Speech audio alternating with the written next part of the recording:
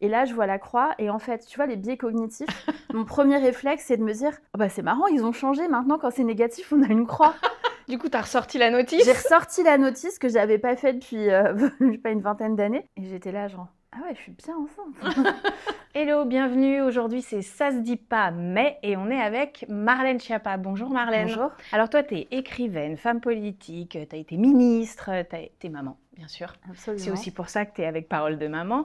On te connaît pour ton franc-parler et nous, on aime ça. On trouve que c'est bien de dire ce qu'on a sur le cœur et comment on pense les choses et pourquoi surtout. Alors on va commencer cash. Un sujet dont on a parlé au téléphone déjà avant parce que dans une société qui est vraiment obsédée par la performance, l'image, etc., une grossesse tardive, c'est pas forcément facile, ça peut être un peu compliqué. Je sais que tu en avais très envie, que tu n'as jamais voulu abandonner ce rêve, mais tu m'as dit un truc, tu m'as dit la grossesse après 40 ans, c'est pas aussi glamour que ça en a l'air dans les magazines. Absolument, merci de me donner la parole d'ailleurs sur ce sujet. Déjà, c'est pas aussi simple et je trouve qu'on nous parle pas assez du fait que la fertilité diminue avec l'âge. Et quand on nous montre toute l'année dans les magazines des mannequins, des actrices qui sont enceintes à 40 ans, 45, 47, plus de 50 pour certaines, mais qu'on nous dit pas par quoi elles sont passées pour tomber enceintes, je pense que ça peut créer quelque chose d'un peu compliqué. Et moi, j'ai parlé avec des femmes qui m'ont dit qu'elles étaient même en colère contre certaines femmes qu'elles ne connaissaient pourtant pas, mais elles se disaient un peu, en gros, on nous a menti. Un peu comme il y a 15 ans, quand on a commencé à parler vraiment de l'accouchement et de la réalité de l'accouchement dans le débat public, et avant c'était un sujet un peu tabou. Là, c'est un peu ça, c'est un peu, en gros, on nous ment, on nous fait croire que ça sera simple, et c'est pas simple. Et moi,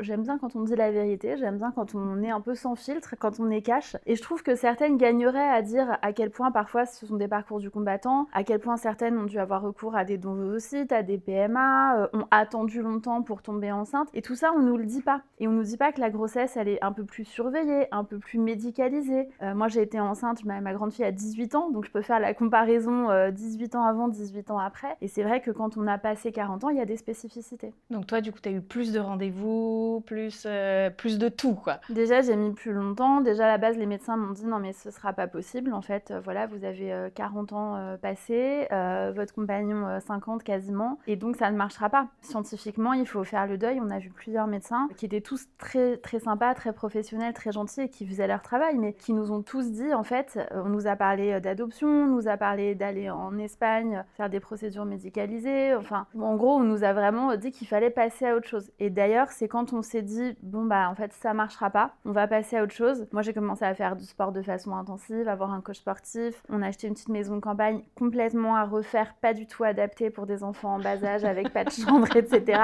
Vraiment, on s'est dit, ça va pas marcher, donc mettons-nous dans une autre dynamique. Et en fait, c'est là que ça a marché. Sans aide. Comme ouais, ça. Absolument. C'est pour ça que tu parles de bébé surprise. miracle. Complètement, ouais. Miracle, surprise, voilà, tout ce qu'on veut, qui est à la fois très désiré et en même temps pas du tout attendu à ce moment-là. Et tellement j'ai été habituée à faire des tests de grossesse négatifs, quand j'ai fait mon test de grossesse là, enfin, je raconte un peu ma vie, mais on est là pour ça, mais j'avais un retard de règles et je me suis même pas dit je suis enceinte. Je me suis dit c'est parce que je fais beaucoup de sport, ou ma sœur m'a dit non mais à nos âges c'est la périménopause quand t'as un retard de règles, donc je me suis pas du tout dit je suis enceinte. Et en fait je vais faire un vaccin pour partir en déplacement professionnel à Kinshasa, et dans la salle d'attente je vois un petit truc avec écrit on ne vaccine pas les femmes enceintes, c'est dangereux, on fait pas ce vaccin là. Et je me dis par acquis de conscience je vais faire un test de grossesse mais il sera négatif. Il y avait une pharmacie en face, je ressors, je cours, je prends mon test, je vais dans les toilettes du centre de vaccination et là je vois la croix. Et en fait tu vois les biais cognitifs, mon premier réflexe c'est de me dire oh bah c'est marrant, ils ont changé, maintenant quand c'est négatif on a une croix. Et je suis comme ça devant mon test avec la croix et je me dis... Du coup, tu as ressorti la notice? J'ai ressorti la notice que j'avais pas faite depuis je sais pas, une vingtaine d'années. Je ressors la notice, je fais croix. Ah bah oui, mais tu sais, on est ouais, bête dans ces cas-là. T'as presque du mal à y croire, quoi. T'es sidéré, t'as du mal à y croire. Et après, j'ai refait un deuxième test, un troisième test, j'ai couru faire une prise de sang. Ah oui, t'as pas racheté une boîte? Non, mais j'ai fait un test de... Tu sais, les tests qui te donnent la date après. Et donc, il m'a mis plus de 3 semaines. Et j'étais là, genre... Ah ouais, je suis bien enceinte. Voilà. Bon, bah écoute, c'est une bonne nouvelle. Et tes filles, parce que tu as dit tout à l'heure que tu en avais une qui avait 18 ans, mais ouais. tu en as deux. Elle a quel âge l'autre? 13 ans et demi. D'accord. Et comment elles ont réagi? Parce qu'elles savaient que vous vouliez refaire Ouais. un bébé. J'imagine qu'elles savaient que vous aviez changé de projet. Mm. Et quand d'un seul coup, tu te retrouves enceinte, En fait, elle m'avait vu voilà, vouloir avoir un bébé et puis finalement dire que ça allait pas fonctionner. Donc elles avaient vraiment vécu ça et elles sont très empathiques toutes les deux vis-à-vis de moi. Donc elles étaient à la fois contentes et un peu inquiètes. Mais ma fille aînée, en fait, je pensais pas qu'elle serait à la maison. Je rentre avec mon test de grossesse à la main parce que j'ai un petit sac à main. Donc j'avais mon test, mes analyses, etc. Je rentre comme ça et ma fille est en train de manger sur la table. Elle lève les yeux, elle me fait « Qu'est-ce que c'est que ce grand sourire et qu'est-ce que t'as à la main ?» J'étais comme ça. Et je lui dis « C'est un test de grossesse. » Et elle me fait « Ah, attends, bouge pas, je te prends en photo pour immortaliser ce moment avec ton test, ça te fera un souvenir. » Je trouvais ça trop mignon. ah ouais, c'est trop Ouais, mignon. c'est vraiment la génération Insta, TikTok où on prend tout en photo. Ouais, on garde la J'étais trace comme de ça. tout. Voilà, et donc trop mignon. Et ma fille cadette, pareil, elles étaient hyper contentes pour nous et elles ont hâte de devenir... Ma fille cadette, c'est la toute dernière et là, elle va devenir grande sœur, donc c'est particulier pour elle aussi comme situation. Elle a pas peur de la fille du milieu? Si, Si. en fait, mais moi je savais pas que ça existait ce truc. Et je les entendais parler, les filles, en disant oui, t'auras le syndrome de l'enfant du milieu. J'étais là, mais de quoi on parle? Qu'est-ce que C'est quoi le syndrome? Et apparemment, d'après ce que j'ai compris, mais tu vas me dire si je me trompe, c'est l'enfant qui passe un peu inaperçu, qu'on oublie, c'est ça qui Bah parce que c'est ni le plus grand ni le plus petit, donc il n'a pas d'office Ouais, une valeur spécifique. d'accord. Alors que en réalité, quand t'es parent, tu sais très bien, c'est Bien pas sûr. parce qu'il est premier, dernier, au milieu, enfin si t'en as même 10, Ouais. ils ont tous une valeur, ils Bon, sont et puis tous elle différents. a été la petite dernière pendant 13 ans Pendant et demi. 13 ans. Elle en a bien Ça profité. va aller, ouais. Et puis là, comme la grande a 18 ans, elle est en train de vouloir partir de la maison. Donc en fait, ma petite sera la sœur aînée. Elle sera la Quelque plus part, grande oui, qui ça sera sera là. la plus grande Donc voilà. à domicile, quoi. Ouais, exactement. Et alors, la grossesse est quand même déjà bien avancée, donc j'imagine que tu sais si c'est une fille ou un garçon. Oui. Pour l'instant, tu veux pas le dire. Non, on s'est dit qu'on le disait pas. En fait, d'abord, c'est mon compagnon qui me l'a annoncé parce que je trouvais que je lui ai annoncé beaucoup de choses. Je lui annonçais quand les tests étaient positifs ou négatifs. C'est moi qui lui ai annoncé que j'étais enceinte, évidemment, il s'y attendait pas, etc. Et je me suis dit que c'était sympa qu'il m'annonce quelque chose, lui. Donc, on est allé faire l'échographie. On a demandé à l'échographe de ne pas me le dire. Mais t'as fait comment? T'as fait comme ça? Parce que, enfin, je veux dire, au 3e bébé, si tu vois passer un zizi, Alors, par moi, exemple, tu vois je quand suis même. extrêmement myope. Ah d'accord, bon, bah, Je ça surtout. reconnais pas les gens à plus d'1 mètre, voilà. Donc en fait, on était là, l'écran était grand, mais il était là. Et puis en plus, moi, je reconnais jamais les échographies. Il nous dit D'accord. genre, je fais, oh, c'est ses yeux, non, c'est un rein. Ah d'accord. Donc il n'y a pas de danger. Alors que mon mec, il reconnaît tout, il fait, ah oui, le radius, c'est un peu grand. Donc moi, j'ai pas su. Il lui a dit en aparté, et ensuite c'est lui qui me l'a annoncé. Et pour l'instant, on le garde pour nous, pour le dire ensuite à nos proches. D'accord, mais Plus tard. il t'a fait une... Je te pose plus de questions sur ce que Ouais. c'est, mais il t'a fait l'annonce genre juste tous les deux, vous avez fait une fête? Alors en fait, Entre non, vous juste nous deux, on était en week-end à Deauville et il m'a dit qu'il me donnerait des indices pendant tout le week-end, on est un peu joueurs, sans me dire à quel moment ce seraient des indices. Donc il m'a égrené des indices au cours du week-end qui m'ont permis de savoir ce que c'était, voilà. C'est sympa comme Ouais, truc. ouais, c'était Il devait être très trop drôle. content que tu lui fasses cette proposition. Parce qu'ils Ouais. n'ont pas tous cette chance d'avoir une vraie place et un vrai pouvoir finalement Bah moi pendant la je trouve, ça, grossesse. je trouve que la place du père, alors pardon, je vais te dire des choses un peu tradies alors que j'ai une image de féministe, etc. Mais comme j'ai une robe un peu tradwife aujourd'hui, ça va avec. Mais je trouve qu'en fait c'est beaucoup, dans un couple, c'est beaucoup à la personne qui est enceinte de donner un rôle à l'autre parent. Et ça dépend de la place qu'on a envie de lui accorder, de ce qu'on a envie de partager. Donc nous on fait de l'autonomie, j'ai voulu qu'il m'annonce ça, enfin je veux vraiment qu'il soit partie prenante de la grossesse. Je pense que c'est dès la grossesse que le lien entre le bébé et le père se tisse aussi, et en fonction de l'énergie qu'on met aussi à tisser ce lien, parce qu'eux ils sont extérieurs, donc ils peuvent très bien passer à côté complètement pendant 9 mois. Il a bien de la chance. Alors on va faire un petit jeu. Ouais, Le jeu du j'aime ou j'aime pas. ok. Donc je vais te dire des choses, tu me dis si t'aimes ou si t'aimes pas, et puis tu m'expliques un peu pourquoi, Très bien. évidemment. Alors une aide dès le premier enfant, même pour ceux qui touchent pas d'allocation familiale. Tu aimes ou t'aimes pas? Bon, toutes les aides pour les enfants, j'aime. Tu penses que ça va aller jusqu'au bout? Parce que là, ça a été voté à l'Assemblée nationale, il me semble, j'ai plus la date, mais c'était il y a pas très longtemps, on va dire. Faut que ça aille au bout maintenant. En fait, je trouve qu'il y a un caractère d'universalité des allocations familiales et des aides en général pour les enfants enfants qui est hyper important. Et je pense qu'on doit aider vraiment tous les parents. On est sur un sujet de natalité, etc. Alors, je pense que parfois, on le prend pas par le bon bout parce que c'est pas que financier. Il y a aucun parent qui se met devant un tableur et qui dit on va avoir 34,18 € d'allocation en plus. Faisons le petit troisième. En plus, c'est un calcul perdant. Parce que... Bien sûr, complètement. Franchement... Et puis, je pense que c'est pour beaucoup d'autres raisons. Eliette Abécassis dit dans Un heureux événement qu'on fait des enfants par amour, par ennui, par peur de la mort. Alors, il y a peut-être aussi beaucoup d'autres motivations, mais voilà. Mais en tout cas, tout ce qui va dans le sens d'aider les familles, je trouve que c'est bien. Les influenceurs famille sur YouTube et Instagram? Je suis très ambivalente parce que d'un côté, ça me fait rire et j'aime beaucoup. Et il y en a que je suis et je trouve que c'est trop mignon et ils font des contenus sympas et déculpabilisants souvent. Et en même temps, moi, personnellement, je montre pas du tout mes enfants. Tu vois, ma fille, la grande, elle a 18 ans. Ça fait 18 ans que je mets pas de photos. Que tous les journalistes me disent « Ah, on va faire une interview, on va faire avec votre fille, ce sera mignon. » Quand je faisais de la politique, on me disait tout le temps « Non, mais ça vous adoucira de poser avec vos enfants en tant que maman et tout. » Mais en fait, mes enfants sont pas là pour servir ma trajectoire personnelle. Et en plus, je me dis que quand tu ridiculises un peu tes enfants, 5 ans après, la vidéo est toujours là. Avec les progrès de l'IA, de la reconnaissance faciale, on peut pas supprimer un contenu vraiment définitivement. Une fois qu'il est parti, c'est comme le dentifrice sorti de YouTube. Donc moi, je mets pas de photos et je filme pas mes enfants, même si franchement, c'est pas l'envie qui me manque. Parfois, j'ai très envie de le faire, mais je me retiens. Le congé parental à égalité pour les hommes et les femmes? Alors, congé parental, oui. Après, congé maternité-paternité, je sais que je suis en minorité là-dessus, mais moi je trouve qu'il ne faut pas désacraliser le congé maternité. Le congé paternité, c'est un congé social qui n'a pas de raison de santé ou de raison physique. Il est là parce qu'il reconnaît le rôle d'une personne dans la vie d'un enfant qui va naître. Et que la maman, elle a aussi besoin de soutien pendant cette période. Exactement, tout à fait. Le congé maternité, il est là parce que physiquement, il se passe des choses pendant la grossesse, pendant l'accouchement. Enfin, toutes les femmes qui ont accouché racontent entre les hémorragies du postpartum, la césarienne, la dépression du postpartum parfois, et puis simplement la fatigue de l'accouchement. Je sais plus qui a dit qu'être enceinte, c'est comme si un 34 tonnes vous roulez dessus. Maman avait dit c'est aussi crevant qu'un marathon. Ouais, c'est ça. L'accouchement. Il y a quelque chose de très physique, l'accouchement, et qui arrive après les 9 mois de grossesse, et pour certaines qui arrivent après d'autres épreuves avant. Donc je pense qu'il faut reconnaître vraiment le fait qu'être enceinte et accoucher, c'est quand même quelque chose de spécifique. Et après, oui, avoir du soutien, de l'engagement, oui, bien sûr. Mais sur le congé parental, parce qu'on voudrait qu'il y en ait un peu moins, mais que tout le monde en ait autant, et que du coup on puisse les mettre bout à bout. Mais moi j'ai le sentiment que c'est plutôt, ça va forcer les pères à prendre le relais.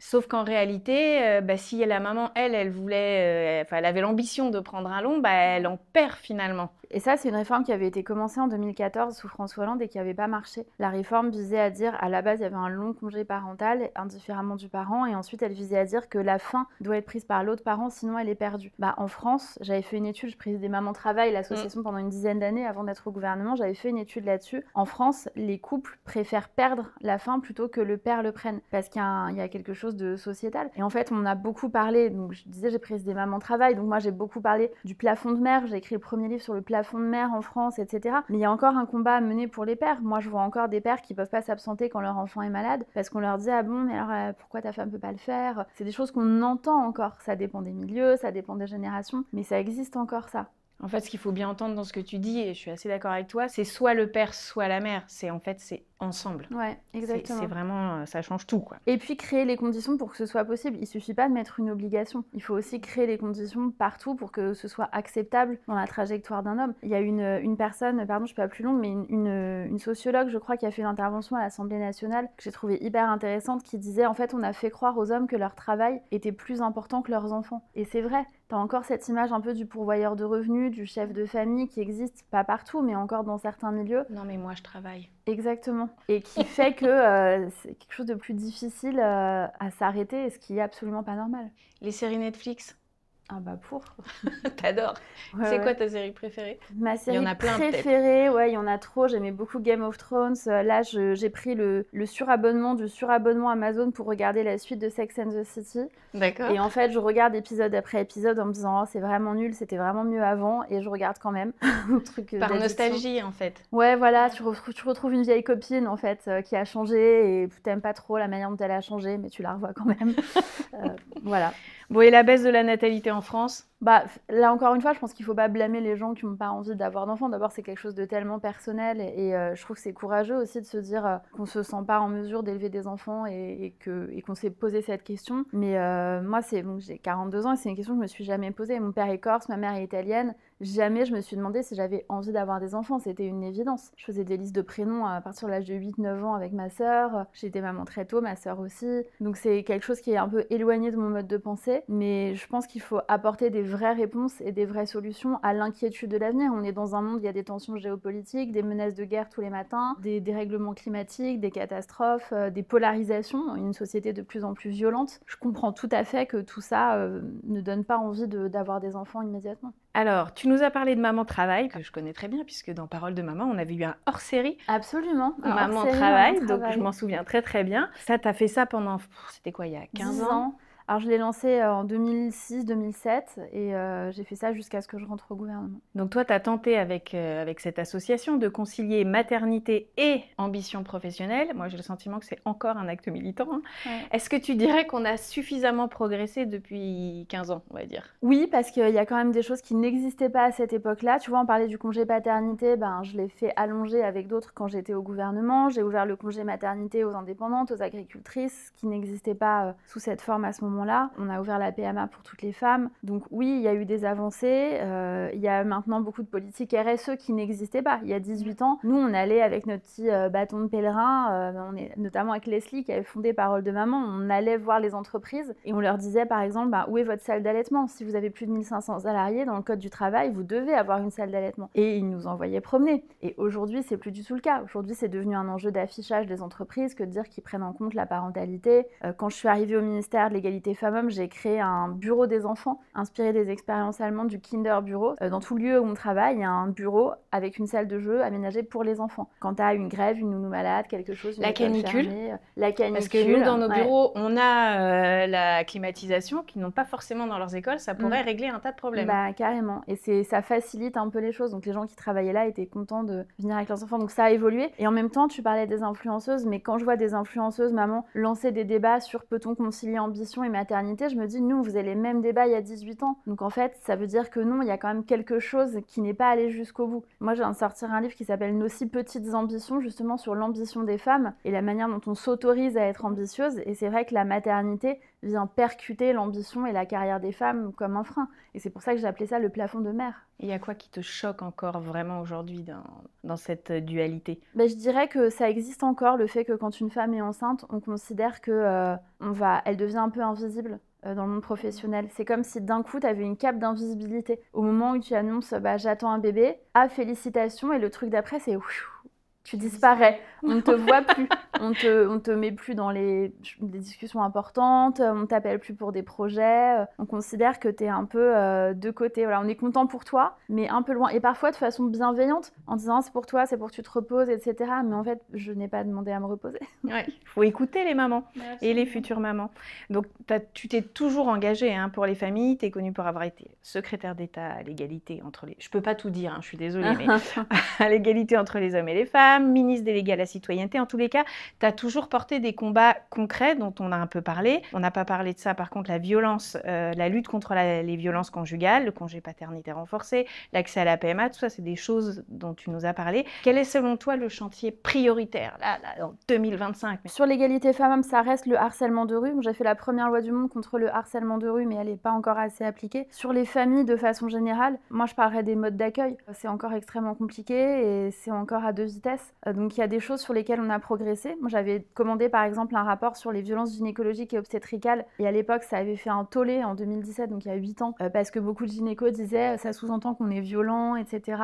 Et là aussi c'est une différence. Il y a 18 ans, les gynécos te demandaient pas avant de faire un acte. Aujourd'hui, le ou la gynéco va te dire est-ce que je peux me permettre d'introduire la sonde? Est-ce que je peux me permettre de faire tel acte? Est-ce que ça va pour vous? Est-ce que vous avez froid? Enfin moi les premiers rendez-vous que j'ai fait du coup dans le cadre des rendez-vous obstétriques, etc. J'étais hyper étonnée, je me disais mais les médecins sont devenus super gentils, mais parce que c'est une nouvelle génération et voilà, donc il y a un sujet là et vraiment mode d'accueil. Trouver une place en crèche, une nounou, une asthmate, que ce soit plus une question, quoi. Ouais. Alors, est-ce que pour toi, parler publiquement de parentalité en politique, ça reste quand même un terrain miné quand on est une femme? Oui, mais c'est justement pour ça que j'ai voulu le faire. Tu vois, quand je suis arrivée avec 6 minutes de retard à l'Assemblée nationale et je me suis fait lyncher, j'avais très envie de partir. Mon conseiller m'a dit tu peux Ne pas pars partir, pas. ne pars pas. Et vraiment, quand on voit la vidéo, on voit que je fulmine, quoi. Je me dis vraiment, enfin, il y a encore une demi-heure, j'étais chez moi avec ma fille qui avait de la fièvre et j'étais en train de me dire, je vais pas pouvoir venir, je vais rester la garder. Je fais l'effort de venir, d'organiser sa journée, je prends sa température, voir s'il y a quelqu'un qui peut la garder, essayer de prendre des nouvelles par message, etc. J'arrive. Croule sous le stress bien déjà. Sûr, et j'arrive, et avec 6 minutes, c'est-à-dire je devais être là à 9h, je suis là à 9h06. Oui, sachant qu'il y en a qui viennent même pas, c'est des hommes. Hein. Mais sachant quand on regarde l'Assemblée nationale, ils sont peut-être 11 sur 577. Oui. Et les 500, je sais pas combien qui sont pas là, je sais pas où ils sont. Mais oui, ils font peut-être un truc sérieux, et ils ont peut-être de vraies raisons, il n'y a pas de souci. Mais peut-être pas. Voilà. Et là, on leur dit rien. Un type qui se met à parler 20 minutes. Mais je me dis, mais en fait... Et là, en fait, c'était pas pour moi, c'est vraiment la Marlène de Maman Travail. Où je me dis, en fait, c'est des choses que j'ai tellement entendues. La nana qui est chargée d'accueil dans une banque ou qui est vendeuse ou qui est, quel que soit son job, qui travaille dans un bureau et qui arrive en retard et qui a le petit chef faillon qui lui dit « Ah bah l'heure c'est l'heure !» En fait, tu connais pas ma vie, tu sais pas pourquoi je suis en retard. Ça m'a tellement mis hors de moi, je me suis dit en fait, moi j'ai la possibilité de parler et il se passera rien, donc je vais le faire. Pour toutes celles qui n'ont pas la possibilité de dire merde au chef faillon qui leur dit « T'es là 6 minutes de retard alors que leur enfant était malade ». On lui souhaite, ce monsieur, de ne pas avoir à gérer ses enfants tout seul. Alors, tu as reçu des prix aussi. Et cette année, c'est une super belle année quand même. C'est pas banal. J'espère que je me trompe pas sur les dates. En janvier, c'était l'Ordre national du mérite. En juin, donc c'était tout récent, la Légion d'honneur quand même. C'est pas rien. De distinctions quand même très très très prestigieuses. Quand on a été autant attaqué, critiqué, montré du doigt, c'est quand même une belle revanche. Je le prends pas forcément comme une revanche. J'en étais sûre. J'ai dit, comment je vais lui poser la question? Est-ce que je vais déjà lui donner le choix entre les deux? Non, je vais attaquer sur la revanche. Dans mon discours, j'ai dit qu'il y avait on fait face à des fans acharnés, des haters passionnés, et qu'en fait les deux sont pas finalement si loin, parce que tu as aussi des gens qui t'adorent et qui ont du ressentiment parce que ils espéraient quelque chose, entrer en lien, j'en sais rien. En fait, la notoriété crée quelque chose au-delà de la politique de très particulier dans le rapport aux gens. Les gens ont l'impression que tu leur appartiens. Dans la rue, si c'est la 15e personne qui s'arrête devant moi pour me prendre en photo comme ça à 1 mètre... Sans te parler ah bah c'est déjà arrivé, ouais, bien sûr. Ou des gens qui viennent me demander des choses, ou c'est pas forcément méchant, c'est même plutôt sympa en général, mais en fait ils se disent pas on est la 15e personne à venir la solliciter, et c'est pas toujours le moment. Je me souviens d'une fois, je faisais un vocal à ma sœur pour parler d'une personne très proche de nous deux qui était à l'hôpital, je lui fais le débrief et quelqu'un m'interrompt et dit « Ah, on fait un selfie !» Non, on fait pas un selfie, je suis en train de faire un vocal sur un de nos parents qui est à l'hôpital à ma sœur, donc je ne vais pas m'arrêter pour sourire et faire un selfie, je suis pas à disposition, je suis pas un service public. Donc c'est tout ça pour dire que c'est quelque chose de particulier, et que j'ai remarqué que les gens qui sont vraiment haters, etc., en général se sont fait un peu intoxiquer par des fausses infos et ne savent pas ce que j'ai fait vraiment.